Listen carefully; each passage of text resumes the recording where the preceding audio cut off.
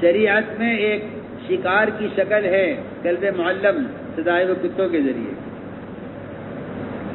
شریعت کہتی ہے کہ 3 شرطیں ہیں تو ان کا شکار آپ کے لیے حلال ہو سکتا ہے. پہلی شرط کہ آپ بسم اللہ پڑھیں، آمدن نہ چھوڑیں. دوسری شرط کہ کتا شکار میں سے نہ کھائے بلکہ شکار لا کر مالک کو دے تو حلال ہے. یہ شرط بھی آسان ہے. تیسری شرط بڑی مشکل ہے کہ جب یہ کتا چھوڑا جائے شکار کی طرف اور یہ شکار کو حاصل کرنے کی کوشش میں ہے اور مالک اس کو روکے تو یہ مالک کے اشارے پر رک جائے تب بھی اس کا شکار حلال ہے. اور اگر یہ اپنی چاہت سے شکار پر حملہ کر لیتا ہے، مالک کے روکنے سے رکتا نہیں ہے، تو اس کا شکار آپ کے لیے حلال ہے. آپ اسے اندازہ کر لیجئے کہ اگر ایک کتا جو تمام مخلوق میں سب سے رذیل سمجھا جاتا ہے، اگر وہ اطاعت پر نہیں تو اس کا شکار قابل قبول نہیں. تو انسان اصل مخلوقات ہے، اس کا اگر اقدام اور اس کا کوئی عمل اگر وہ حکم کے خلاف ہو رہا ہے تو پھر وہ قابل قبول کیسے ہو؟ غور کرنے کی. تو میں نے عرض کیا کہ دوسری چیز یہ ہے کہ احکام آئیں گے بالکل یعنی معمول کے خلاف. کہیں حکم آئے گا حالات کے سخت خلاف. آپ جانتے ہیں صحابہ کرام سفر میں تھے، غلہ ختم ہو گیا، کھانے کے لیے کچھ نہیں، غلہ ختم ہو گیا. صحابہ کو خیال یہ ہوا کہ بھوک تو برداشت ہو نہیں سکتی، پیدل چلنا آسان ہے، یہ سواری پر باری باری سوار ہو جائیں گے. چنانچہ اس زمانے میں گدھے ہوتے تھے اور پالتو گدھے حلال تھے. اس وقت تک پالتو گدھے حلال تھے. اس وقت تک گدھا ذبح کیا، حلال گوشت. بھوک کی شدت، کھانے کے لیے کچھ نہیں، سفر میں ہے، گدھا ذبح کیا، گوشت تیار ہوا. صحابہ دیکھ رہے تیار ہونے کو ہے گوشت. آپ بتائیے ایک بھوکے آدمی کو کتنا انتظار ہوتا ہے کھانا تیار ہونے کا. جب کھانا بالکل تیار ہونے کو ہوا، روایت میں ہے گوشت گلنے کے قریب تھا، تیار ہونے کے قریب تھا، اچانک حکم آ گیا. آپ نے فرمایا جاؤ اعلان کر دو جا کر صحابہ میں کہ اسی وقت اللہ تعالیٰ نے گدھے کے گوشت کو حرام کر دیا. حکم آیا، صحابہ نے بھری بھری ہانڈیاں گوشت کی وہ ساری الٹ دی زمین پر. دیکھا کہ نہیں حکم آ گیا ہے کہ اللہ نے گدھے گوشت کو حرام کر دیا ہے. یہاں کسی تعویل کی گنجائش نہ کسی. میں تو آج کیا کرتا ہوں کہ اس زمانے کے مسلمان تعویلات کر کے تعبیرات کے زور کو ختم کر دیتے ہیں. امام غزالی فرماتے ہیں رحمۃ اللہ علیہ کہ تمہاری تعویلات نے تعبیرات کے زور کو ختم کر دیا ہے، ورنہ دور اسلام میں تعویلات نہیں ہوا کرتی. کیونکہ وہ سمجھتے تھے کہ تعویل کرنا حکم سے جان بچانا ہے اور تعویل سے بچنا حکم پر جان کھپانا ہے. وہ تعویل کر کے حکم سے جان بچاتے نہیں تھے. امام غزالی نے بتایا کہ تعبیرات کے زور کو ختم کر دیا. آپ تعویل کریں گے تو جو حکم کا زور ہے، اور جو عبرت کا اثر ہے وہ تعبیرات سے ختم ہو جائے. چنانچہ صحابہ نے حکم پورا کیا، کھانے کے لیے کچھ نہیں تھا. اس کے باوجود ساری ڈیرچیاں الٹتی گئیں زمین پر، بلکہ یہاں تک بھی ہوا قوم سمود کی بستی سے گزرتے ہوئے فرمایا صحابہ سے کہ کیا تم نے ان کے کنویں سے پانی تو نہیں دیا؟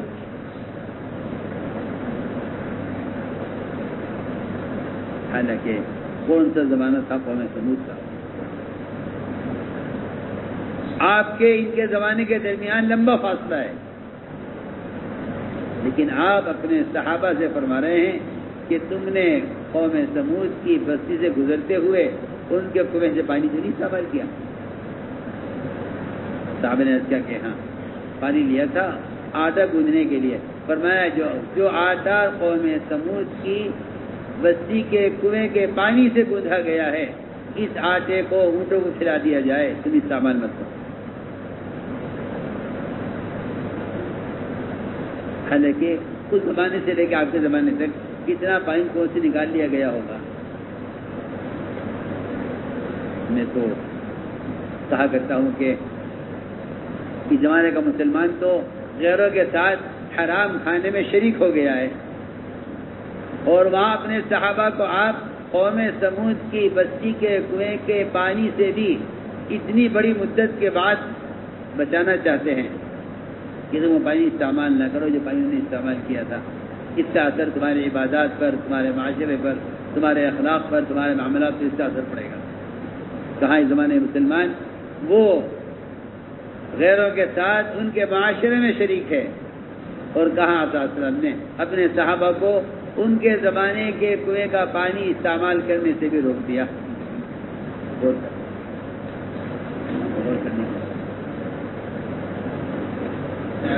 آپ کو یاد ہوگی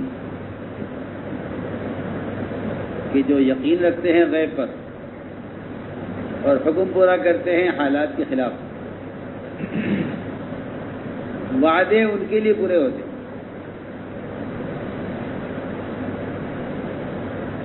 اس لیے کہ میں عرض کرنا ہے کہ اس زمانے میں صحابہ کرام کے ساتھ غیبی مددوں کے بیان کرنے سے لوگ یہ سمجھتے ہیں کہ یہ ان کے ایمان کا کمال ہے. میری بات بہت توجہ جاتی ہے. یہ اصلاح ضروری ہے ہر کام کرنے والے کی، کہ وہ صحابہ کرام کے ساتھ ظاہر کے خلاف مددوں کو اور ظاہر غیب اور غیبی نصرتوں کو ان کے ایمان کا اثر اور ان کے ایمان کا کمال سمجھتے ہیں. یہ میں کہتا ہوں کہ یہ کام کرنے والوں کی اجتماعی غلطی ہے. میری بات توجہ چاہتی ہے. یہ سوچ اور یہ فکر ہمیں اس طرف لے جا رہی ہے کہ اگر اسباب کے بغیر کام بنتا ہے تو ایمان ہے، اسباب کے بغیر کام نہیں بنتا ہے ہمارے پاس ایمان نہیں. اگر آسمان سے کھانے تیار اترتے ہیں تو ایمان ہے، اور اگر یہ نہیں ہو رہا ہے تمہارا ایمان بنا نہیں. اگر تم سمندر پر گھوڑے دوڑا تو تمہارا ایمان ہے، اور اگر تم یہ نہیں کرتے تمہارا ایمان نہیں.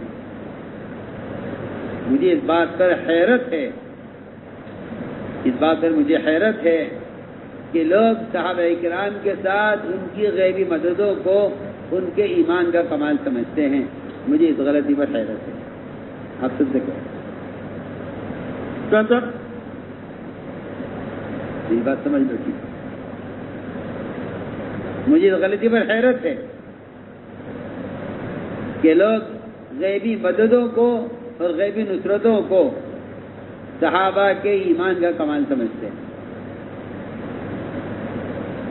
اور اس زمانے میں بعض کام کرنے والے وہ اس سوچے پڑ گئے ہیں کہ ہمارا ایسا ایمان کیسے بنے گا کہ ہمارے ساتھ وہ جو صحابہ کے ساتھ ہو. میں سمجھتا ہوں کہ موعود کو مقصود بنانے والی غلطی ہے یہ. حالانکہ ایمان کا منتہا، ایمان کا مقتضی ظاہر کے خلاف ضروریات کا پورا ہونا نہیں ہے. میں تو سمجھتا ہوں کہ ایمان کا تقاضا اور ایمان کی انتہا اور ایمان کا درجہ وہ ضروریات کا پورا نہ ہونا ہے، نہ کہ ظاہر کے خلاف ضروریات کا پورا ہونے کو آدمی ایمان سمجھے. میری بات توجہ چاہتی ہے. اس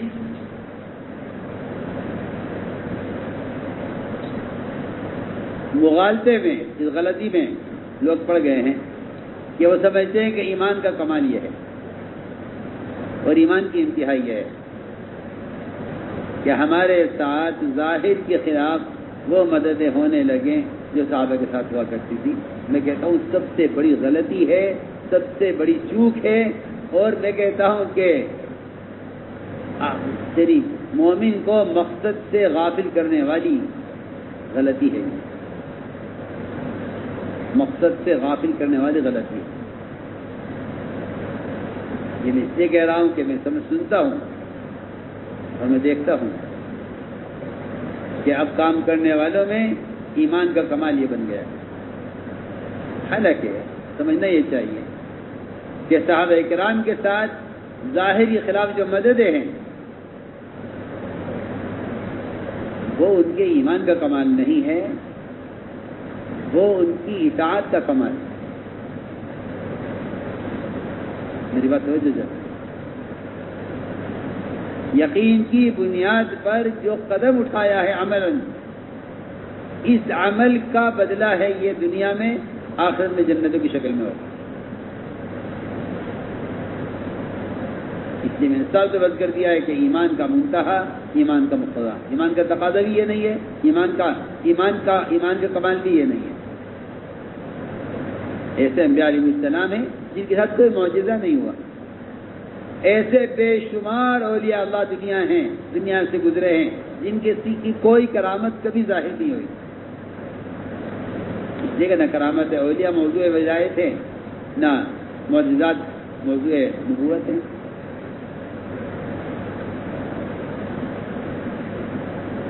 بلکہ یہاں تک میں عرض کرتا ہوں آپ سے کہ اگر کوئی شخص کسی شخص سے کوئی کرامت ظاہر ہوتی ہے اور وہ متبع سنت نہیں ہے تو جادوگر ہے، کیونکہ جادوگر سے بھی ظاہر کے خلاف ظاہر ہے، جادوگر ہے، اب ظاہر کے خلاف ہوتا ہے. ظاہر کے خلاف ہونا یہ کوئی ولایت کی علامت نہیں ہے. ولایت کی علامت اتباع سنت ہے. اگرچہ کوئی کرامت پوری زندگی میں ولی سے ظاہر نہ ہو، دکان کرتا ہو، کما کر کھاتا ہو، جو چاہے کرتا ہو. میں کہتا ہوں ولی کی پوری زندگی میں کوئی ایک کرامت ظاہر نہ ہو، اگر وہ متبع سنت ہے تو ولی ہے. اگر متبع سنت نہیں ہے اور کرامت ظاہر ہوئی ہے تو جادوگر ہے، ولی نہیں ہے. میں عرض کرنا چاہتا ہوں کہ ہم جو صحابہ کی ساتھ غیب حضرتوں کو بیان کرتے ہیں نا، یہ ان کے ایمان کا کمال نہیں ہے. ایمان کا کمال کمال اطاعت ہے، اور کمال اطاعت پر یہ وعدہ ہے، وعد اللہ الذین آمنوا وعملوا الصالحات ليستخلفنهم في الارض كما استخلف الذین من قبلهم ولا يمكنن لهم دینهم الذی ارتضى لهم ولا يبدلنهم من بعد خوفهم امنا. شرط یہ ہے یعبدون لا یشرکون به شیئا. اس آیت کو آپ پڑھیں تو مسلمان کو دنیا میں تمکن، اقتدار، برکتیں سب کچھ جو حاصل ہوں گی وہ اطاعت پر حاصل ہے. صرف یقین پر نہیں، وعدوں کے یقین سے وعدے پورے نہیں ہوتے، بلکہ حکم کو ماحول، ظاہر، طبیعت، حالات، جذبات، ان سب کے خلاف حکم کے پورا کرنے پر وعدے پورے ہوتے. ورنہ اس مخمصے میں لوگ پڑھ چکے ہیں کہ میاں یقین کرو گے تو وعدہ پورا ہوگا، یقین نہیں کرو گے تو وعدہ پورا ہوگا. عمل ہے نہیں، عمل تو ہے نہیں.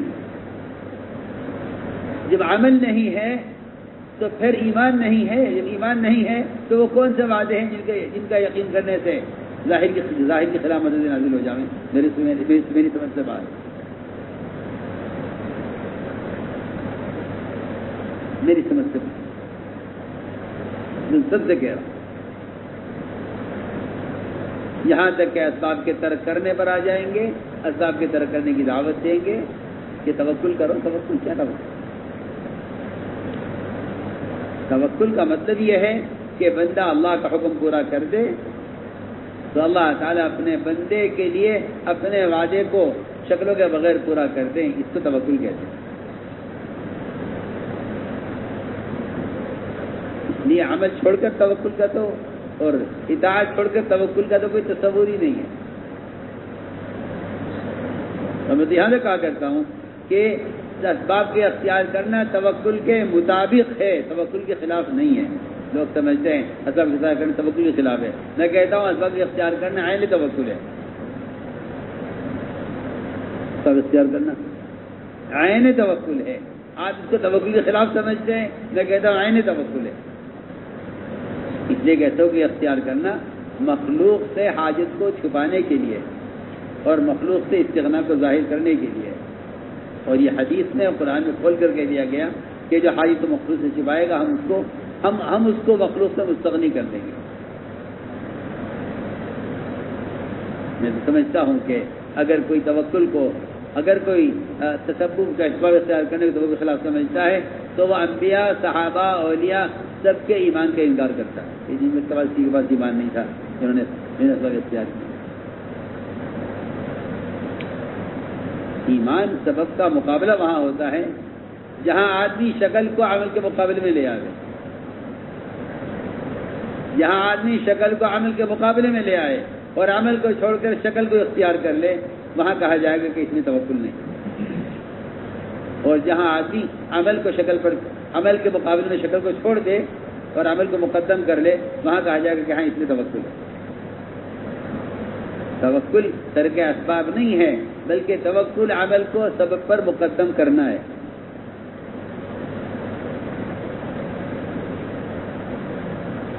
یہ عمل کرنا۔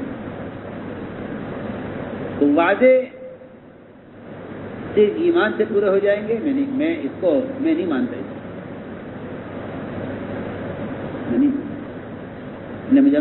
ہمیں کہیں اس کی کوئی دلیل ملتی نہیں قرآن حدیث میں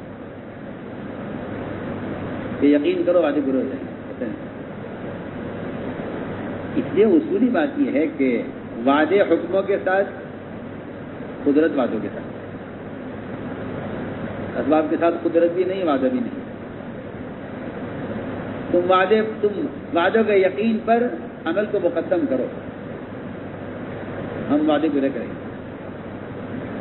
اور تم وعدوں کا یقین کرو اور عمل نہ کرو، تم وعدوں پر یقین کرنے میں سچے نہیں کہلاؤ گے۔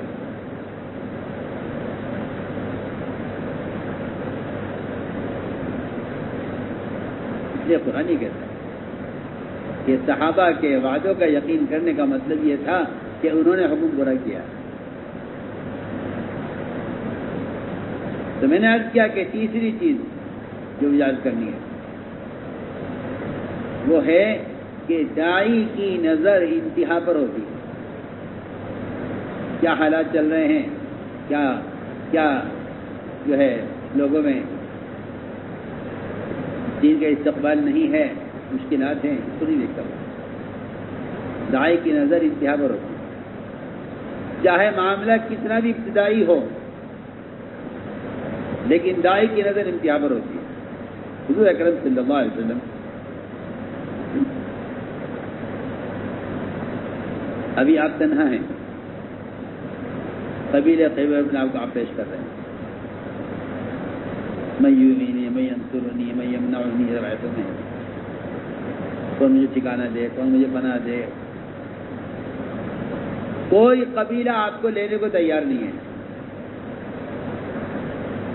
میں کرنے جاتا ہوں کہ وعدوں کا یقین ایسا تھا کہ جو اللہ نے وعدے کیے ہیں دین پر، وہ وعدے پورے ہوں گے، لیکن لوگوں کا اعراض اور لوگوں کا انکار وہ کام کرنے والوں کو شک میں نہیں ڈالتا کہ ایسا تو ہو نہیں سکتا، حالات تو نہیں ہے۔ چنانچہ آپ ابتدائی نبوت میں جب کوئی ایمان لانے والا نہیں تھا، کوئی ساتھ دینے والا نہیں تھا، آپ نے قبیلوں سے ملاقاتیں کرتے کرتے بکر بن وائل سے آپ نے ملاقات کی۔ یہ بہت بڑا قبیلہ تھا۔ پوچھا تمہاری تعداد؟ کہ ہم تعداد میں ریت کے ذرات کی طرح ہے۔ فرمایا تم مجھے ساتھ لے چلو، تم مجھے ٹھکانا دے دو تاکہ میں اللہ کی بات پہنچا سکوں، اپنے ساتھ مجھے لے چلو۔ جی ہاں، دیکھو آدمی اپنا وطن چھوڑنے کو، اپنی جگہ چھوڑنے کو تیار ہے، اگر کہیں کوئی موقع مل جائے بات کہنے کا تو میں ہر کام کے لیے تیار ہوں، تو مجھے لے چلو اپنے ساتھ۔ بکر بن وائل بڑا قبیلہ تھا، انہوں نے آپ سے عرض کیا کہ ہم آپ کو نہیں لے جا سکتے، اس لیے کہ ہم فارس کے ماتحت ہیں۔ فارس بڑا ظالم بادشاہ ہے، وہ کسی کے گناہ کو معاف نہیں کرتا، کسی کا عذر کو قبول نہیں کرتا۔ اگر آپ کو ہم لے گئے اپنے ساتھ تو ہمیں فارس کا خوف ہے۔ آپ نے کیا فرمایا جواب میں؟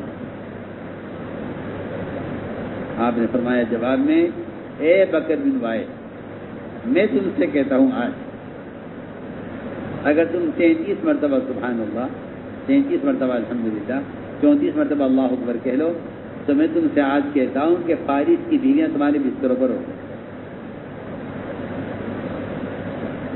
ان کو شاید نماز کے بعد کی تسبیحات زیادہ ضروری بھی نہیں سمجھتے، اور آپ یہ 33 مرتبہ سبحان اللہ، 33 مرتبہ الحمدللہ، 34 مرتبہ اللہ اکبر ان کفار کو بتا رہے ہیں جو فارس کے ڈر سے آپ کو اپنے ساتھ لے جانے سے معذرت کر رہے ہیں۔